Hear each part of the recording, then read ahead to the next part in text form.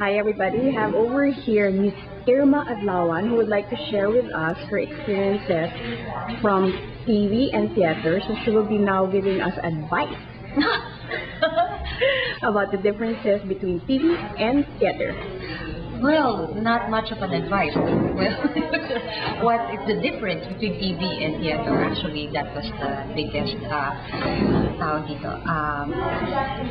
what do you call that? Shift that you have to go through when you go to TV.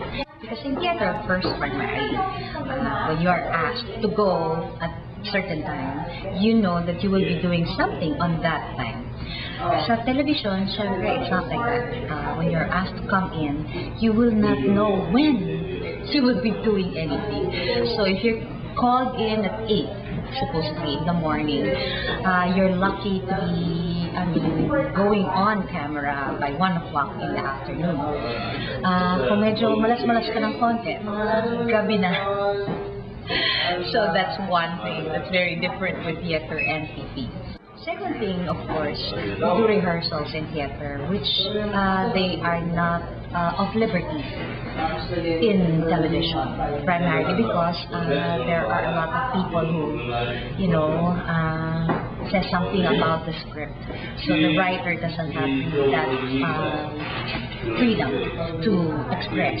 Not like in theater, when the script is given you, then you will have to be very reverent. The reverence to the script is very important. Sa TV, hindi eh. So, minsan on the set na lang ibibigay sa'yo kasi dami pang revisions. Or minsan nandun na, pero questionable. So, you need to call the writer. The director will talk to that supposedly writer. You will discuss. If you have that already rapport with your director, then iibahin pa. Meron pang chance na maiba. So, wala ka ng time to think or study your lines before you go on the set. So, dapat ready ka, dapat a quick learner, dapat madali ka mag-memorize. That's very important in TV.